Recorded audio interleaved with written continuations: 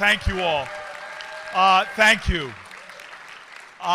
Please sit down. I can't tell you what it means to be in community with everyone here. I am a senator from New Jersey, and I've met some extraordinary people in my time in the Senate who have taught me so much about our tribal nations, and I instantly felt a kinship with this community. Look, I come from Newark, New Jersey. I'm the only United States senator that lives in a community that's below the poverty line. We don't mistake wealth with worth. And all around us are deep unfairness and injustice from a criminal justice system. And Native Americans have the same kind of challenges with a justice system that treats you better if you're rich and guilty than if you're poor and innocent. With a healthcare system where literally the lowest life expectancy in the nation is Native American and African American men. Around me were toxic environments, whether it's Superfund sites or lead in our water. We're breathing air in my community where my children in Newark had 4 times the asthma rates of the surrounding suburbs. And in so many ways, I always say that Newark, New Jersey, and my journey there helped me stare the wretchedness of the world in the face. I always say, if America hasn't broken your heart, you don't love her enough. Because to love this nation passionately is to feel this sense of urgency that America be America. One of my favorite all-time poets is a man named Langston Hughes, who wrote this extraordinary poem in 1936 when this nation was savagely in a state of savage injustice and bigotry and laws of the land that denied people of color equal rights. And yet he loved this nation so much. As the people in this room know how you can love a country so much that hasn't always loved your ancestors back. And this is what Langston Hughes wrote at the end of this incredible poem. He said, "Oh, let America be America again, the land that never has been yet, but yet must be. The land where everyone is free, the poor man, the Indian, the Negro, me." And who made America? Whose sweat and blood, whose faith and pain, whose hand at the foundry, whose plow in the rain must make our mighty dream live again. Oh yes, I say it plain, America never was America to me. And yet I swear this oath, America will be. And so when I look around this room and I hear the truth when I walk in, that literally the vote of our native people swung the difference from Joe Biden clashing with the Senate over and over again, not being able to get cabinet officials appointed, to him being able to have undoubtedly the most productive presidency of my lifetime.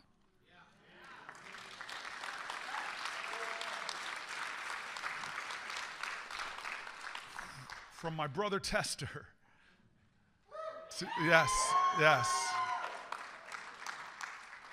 to my sisters in Nevada, to Arizona. You could go through the states in which the native vote was the defining feature of which way that state went.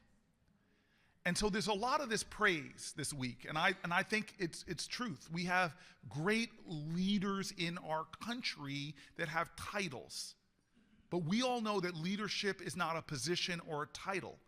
It is an action and a service. And so I feel like I'm one of the handful of people probably in this convention who can tell lots of personal stories about Kamala Harris.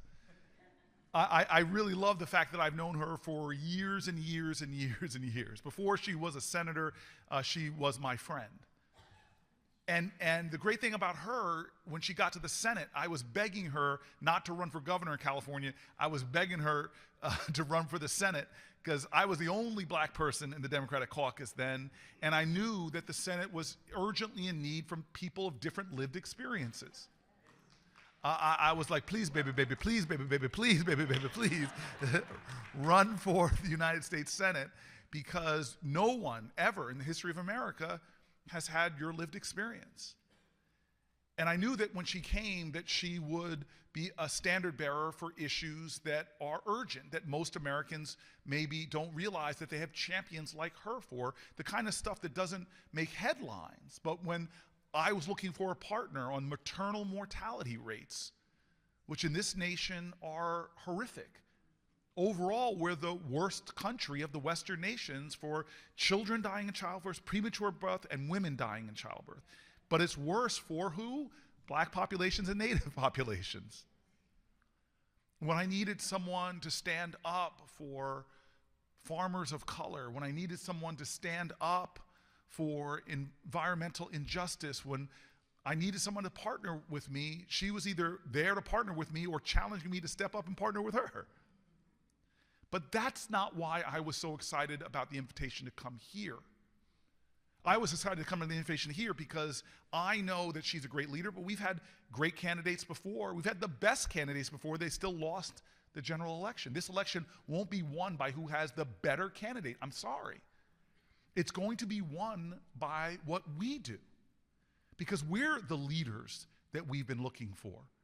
Because in the United States of America, the power of the people is greater than the people in power. We know elections are won in the communities, in the neighborhoods, in the native lands. And so I want to end by telling you just a story from my city. I feel like I got my BA from Stanford, but my PhD on the streets of Newark.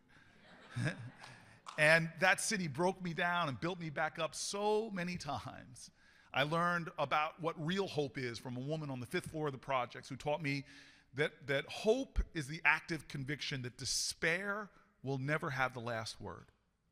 That when you're facing despair, when you're facing every logical reason to give up hope, you making the conscious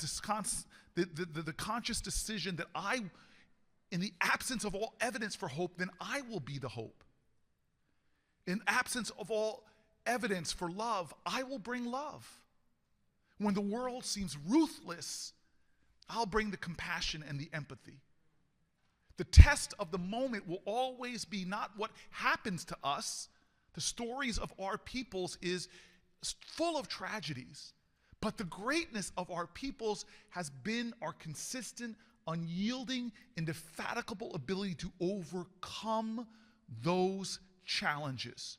The very fact that we are here in this room, every one of us, baked into our DNA, are survivors, are people who persevered, are people who said, you may write me down in history with your bitter, twisted lies. You may try to trod me in the very dirt, but still like dust, I rise.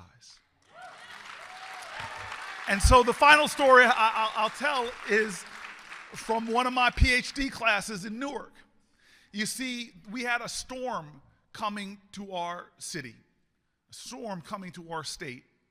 Now, we have a metaphorical storm in our country right now that's trying to sweep away women's rights. It's trying to sweep away reproductive rights. That's trying to sweep away civil rights. That's trying to sweep away union rights. That's trying to sweep away so many of the gains that we and our ancestors have made. But here was a literal storm. And I jump into my command vehicle because I'm mayor of the city of Newark, and I'm driving around. The wind is literally shaking our car, and the water, the rain coming down so hard that it was hurting our skin when we got in. But we were driving around just to make sure everything was locked down. The storm was about to impact our coast, and we knew we had to create safety in the city.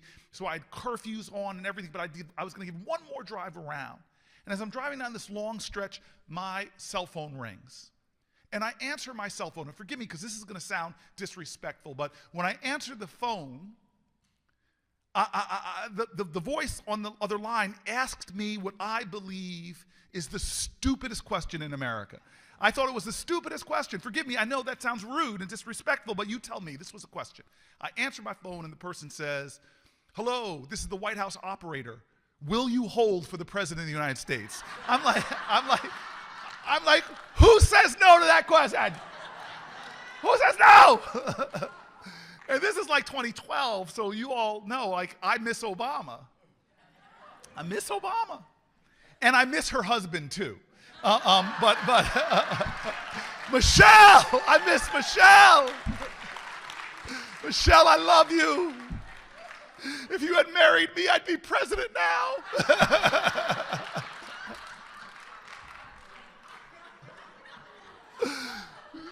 So I say, yes, I'll hold. And the next voice I hear is Michelle's husband. And the President of the United States is in the Oval Office, and he's just checking in on me, seeing how I'm doing, and checking in on the people of the city of Newark, knowing this storm is about to impact us. It was really a moving moment, a kindness, grace, and we had a good conversation, maybe 5 minutes. And then I hung up the phone, and the next thing you know, I get a call. This time, no operator, it's just the governor of my state. He's a Republican, I'm a Democrat, but we have too much partisanship. A storm is coming in. It's not a time for left and right. It's about how our country's going to make it through, how our city's going to make it through, how's our state going to make it through. We had a very good conversation.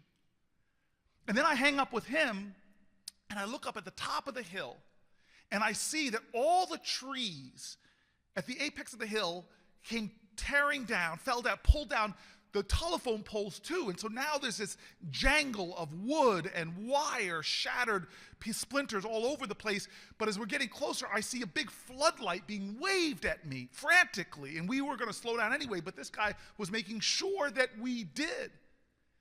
And we slow down, and I see that he's wearing this yellow slicker, and the officers pulled over just so my window was facing his window. And I roll down my window, and I see it's an elderly man.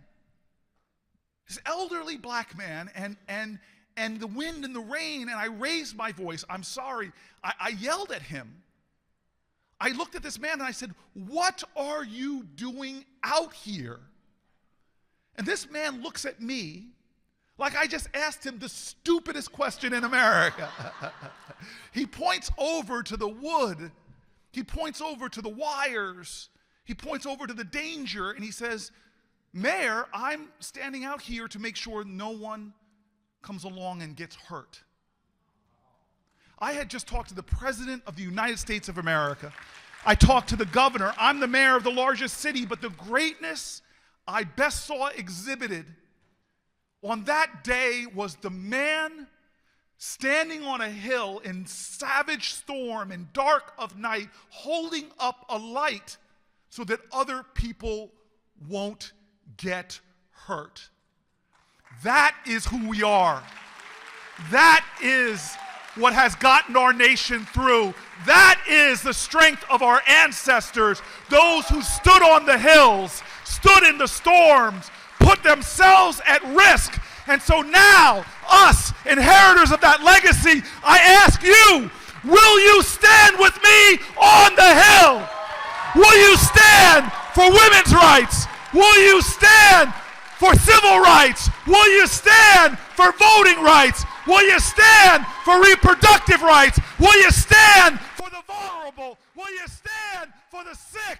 Will you stand for the generations not on board? Because if we stand together and we work together and if we fight together, because when we fight, we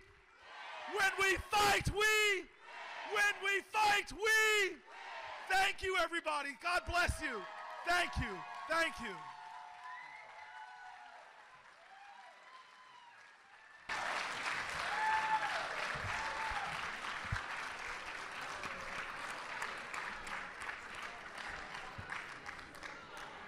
All right.